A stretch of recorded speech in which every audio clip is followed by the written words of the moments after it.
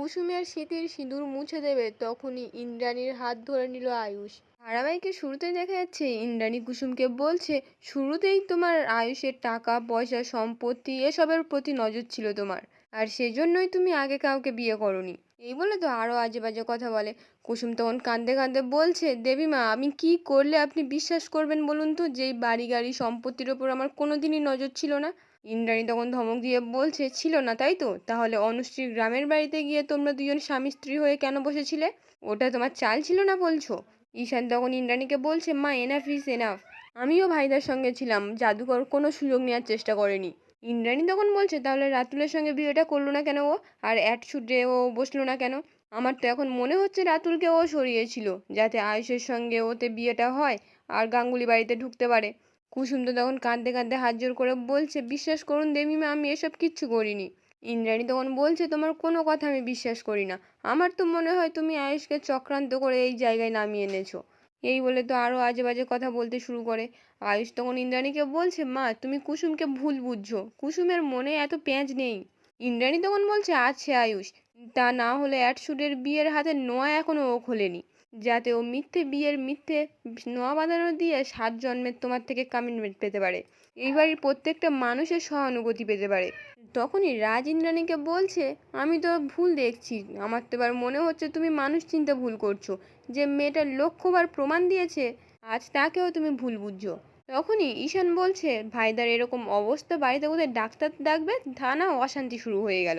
এই বলে তো আয়ুষকে বলছে, ভাইদা তুই আমার সঙ্গে চল ঘরে, রেস্ট নিবি, আমি ডাক্তার ডাকছি। ইন্দ্রাণী তখন বলছে, এখান থেকে কেউ এখন যাবে না, সবাই থাকবে এখানে।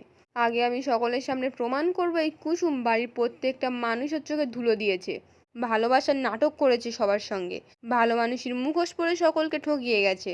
যতক্ষণ অবধি আমি না প্রমাণ করছি ততক্ষণ এখান থেকে এক পাও কেউ নড়বে না। এই বলে তো কুসুমকে বলছে, তুমি রাজের জন্য ভিক্ষা ব্রত পালন করেছিলে যাতে সকলের সামনে সাধু সাজতে পারো, তাই তো? রাজ তখন ইন্দ্রাণীকে বলছে, এনাফ ইন্দ্রাণী, মেয়েটাকে একটু শান্তিতে থাকতে দাও, বাজে কথা বলো না আর।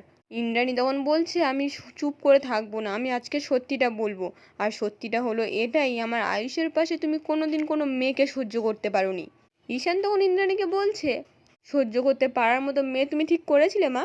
ইন্দ্রাণী তখন বলছে, হ্যাঁ আমি মানছি মেঘা মেয়েটা মানুষ খারাপ ছিল, কিন্তু মেঘার কি উদ্দেশ্য বা কি ক্ষতি করার জন্য এসেছিল সেটা জানবার অনেক আগে থেকেই কুসুম মেঘাকে সরানোর চেষ্টা করছিল। তারপর অনুশ্রীর বাবা মানে আমার দাদার কাছে অনেক ভুলভাল কথা বলে আমাদের সম্পর্ক নষ্ট করার চেষ্টা করেছে ও, সবাইকে ও নিজের হাতের মুঠোয় করে রাখতে চেয়েছিল। মীনাক্ষী তখন বলছে, হ্যাঁ, কারণ ওর উদ্দেশ্যটা ছিল তো এ বাড়ির বউ হওয়া। ইন্দ্রাণী তখন বলছে, শুধু গাঙ্গুলি পরিবারের একজন হওয়া না, এ বাড়ির নাম যশ সব কিছু ওর নিজের নামে করে নেওয়া। সাফল্যের সিঁড়ি চড়ার একটা শর্টকাট পেয়ে গিয়েছিলে তাই না? এই বলে তো আরো বাজে বাজে কথা বলতে থাকে। কুসুম তো তখন কাঁদতে কাঁদতে ইন্দ্রাণীর পায়ের সামনে হাঁটু গেড়ে বসে হাত জোর করে কাঁদতে কাঁদতে বলছে, আমি লোভী নই দেবীমা, আমি কোনোদিনও কারোর ক্ষতি করিনি দেবীমা। এই বলে তো কাঁদতে থাকে। আয়ুষ তখন কুসুমকে বলছে, তুমি কেঁদো না, তোমায় কাউকে কোনো জাস্টিফিকেশন দিতে হবে না। কেউ যদি ইচ্ছাকৃতভাবে তোমাকে বোঝার না হয় তাহলে তোমারও দায় নেই তাকে নিজেকে প্রমাণ করার। ইন্দ্রাণী তখন প্রচণ্ড রেগে গিয়ে আয়ুষের জামাটা ধরে দাঁড় করিয়ে বলছে, দায় নেই মানে কি? আমার নিজের ছেলেকে আমার কাছ থেকে কেড়ে নিয়েছে, দিনের পর দিন বাড়ির প্রত্যেকটা লোককে আইওয়াশ করেছে, আর তুমি বলছো দায় নেই? আয়ুষ তখন বলছে, হ্যাঁ দায় নেই, কারণ কুসুম যাই করুক না কেন তোমার কাছে সারা জীবনও খারাপ থাকবে। কারণ তুমি যদি বা আমাকে একবার বলার সুযোগ দিতে আমি কিভাবে কুসুমকে ভালোবেসে ফেলেছিলাম, তাহলে সমস্তটা জানতে পারতে। কিন্তু তুমি তো এখন কিছুই শুনতে চাইছো না মা, তোমার হয়ে প্রতিবাদ করে আমিই খারাপ। তোমার সংসারকে দু হাতে আগলে রেখেও কুসুম খারাপ হয়ে গেছে। সত্যি এটাই যে তুমি আমাদেরকে দোষারোপ করে নিজের অন্ধ রাগ আর অনৈতিক কাজটাকে জাস্টিফাই করে যাচ্ছ। আর যতক্ষণ আমরা প্রমাণ করার চেষ্টা করি না কেন ইন্দ্রাণী গাঙ্গুলি তার নিজের ইগোটা বিসর্জন দিয়ে না দেখছে, ততক্ষণ তার কাছে আমরা খারাপ হয়েই থাকবো। ইন্দ্রাণী তখন আয়ুষকে বলছে, আমি কোনোদিন ভাবতে পারিনি আয়ুষ যে তুমি তোমার নিজের মায়ের পাশে না দাঁড়িয়ে এই মেয়েটার পাশে দাঁড়াবে। আমি হয়তো পৃথিবীর সব থেকে বোকা ছিলাম, আমি ভাবতাম আমাদের মা ছেলে সম্পর্কটা সব থেকে কঠিন জোরালো, কেউ চাইলেও ভাঙতে পারবে না। অথচ দেখো একটা গ্রামের অশিক্ষিত মানুষ এসে তোমাকে আমার থেকে কতটা দূরে সরিয়ে দিল। আয়ুষ তখন বলছে, কুসুম দূরে সরায়নি মা, আমি। তখন ইন্দ্রাণী চিৎকার করে বলছে, ব্যাস, কারণ তুমি এখন যা বলবে সবটা বানিয়ে বানিয়ে বলবে, মিথ্যে বলবে, আর আমার এত সময় নেই যে দাঁড়িয়ে দাঁড়িয়ে তোমার মিথ্যে বানানো গল্পগুলো শুনবো। এখন আমি শুধু একটাই কথা বলবো, তোমাদেরকে সার্ভিস কোয়ার্টারে থাকতে দিয়েছি, আমার গাড়ির চালক হিসেবে অ্যালাউ করেছি, কুসুমকে এ বাড়িতে কাজ করতে অ্যালাউ করেছি শুধুমাত্র রাজের জন্য। না হলে আমি তোমাদের দুজনকে প্রতারণার অপরাধের গারদের ওপারে রাখতাম। কুসুম তখন ইন্দ্রাণীকে বলছে, আপনি আমাকে মারুন, বকুন, পুলিশের হাতে তুলে দিন, যা ইচ্ছে করুন, কিন্তু ওনাকে বকবেন না দেবীমা। এই বলে তো হাত জোর করে বলছে উনি কিচ্ছু করেননি, বিশ্বাস করুন দেবীমা। ইন্দ্রাণী তখন ধমক দিয়ে বলছে, আমার ছেলের সঙ্গে আমি কি ব্যবহার করব না করব তুমি আমাকে শেখাচ্ছ কেন বারবার? মায়ের চেয়ে মাসির দরদ বেশি। এখন সকলের সামনে বোঝানোর চেষ্টা করছো আয়ুষ্মান গাঙ্গুলিকে আমার থেকে বেশি তুমি চেনো। ভুলে যেও না কুসুম, এই সাম্রাজ্য, বাড়ি সবটা আমি নিজের হাতে করেছি। আর যাকে তুমি হাত করতে চাইছো, আমার ছেলে আয়ুষ্মান গাঙ্গুলি, তাকেও গড়ে পিঠে মানুষ করেছে এই ইন্দ্রাণী গাঙ্গুলি। আর তুমি কদিন হলো এসে সেই পরিশ্রম ধুলোয় মিশিয়ে দিলে। আয়ুষের মতো একটা এডুকেটেড ছেলেকে তোমার মতো ক্লাসলেস বানিয়ে দিলে। এই বলে তো আরও আজে বাজে কথা বলতে থাকে। সিদ্ধার্থ তখন ইন্দ্রাণীকে বলছে, বৌদি তুমি তো ওর নাচ দেখে, ওর কবিরাজি গুণ দেখে ওর সবসময় প্রশংসা করে এসেছো। ইন্দ্রাণী তখন বলছে, হ্যাঁ প্রশংসা করেছি, কারণ আমি একজন গ্রামের মেয়েকে উৎসাহ দিতে চেয়েছি। তার মানে এটা নয় যে সে এতটা অ্যাম্বিশাস হয়ে যাবে তার মালিকের ছেলেকেই বিয়ের জালে ফাঁসাবে। কুসুম তখন কাঁদতে কাঁদতে ইন্দ্রাণীকে বলছে, দেবীমা কেন এত খারাপ ভাবছেন আমায়? ইন্দ্রাণী তখন বলছে, কারণ খারাপ তুমি কুসুম, মেঘা বা দেবলীনা এদের মতোই খারাপ। আমি যেমন ওদেরকেও বিশ্বাস করে ভুল করেছিলাম, তোমাকেও বিশ্বাস করে অনেক বড় ভুল করেছি কুসুম। আমি বলতে বাধ্য হচ্ছি, আমি ছোটকেও অবিশ্বাস করে ভুল করেছি। ছোটই কিন্তু একমাত্র শুরু থেকে তোমাকে ঠিক চিনেছিল, তাই বারবার আমাকে সতর্ক করে গেছিল। আমার শোনা উচিত ছিল ওর কথা, কিন্তু শুনিনি। এই বলে তো রাজকে বলছে, তুমি ঠিক বলেছো রাজ, আমি বারবার মানুষ চিনতে ভুল করি। তাই তো এরকম বাচ্চা সাদাসিধে মেয়েকেও আমি চিনতে ভুল করেছি। আসলে আমি বুঝতে পারিনি এরকম সারল্যের মুখোশের পিছনে ওর ধান্দাবাজ, স্বার্থপর, লোভী মেয়ে লুকিয়ে আছে। কি পেলে কুসুম, যে তোমাকে এত বিশ্বাস করলো তার পিঠে ছুরি মেলে কি পেলে? আমার সোনার সংসার ছাড়কার করে দিলে, কি পেলে তুমি? রাজ তখন ইন্দ্রাণীকে বলছে, ছাড়কার করেনি ও ইন্দ্রাণী, আরও আমাদের পরিবারটাকে কাছে নিয়ে এসেছে।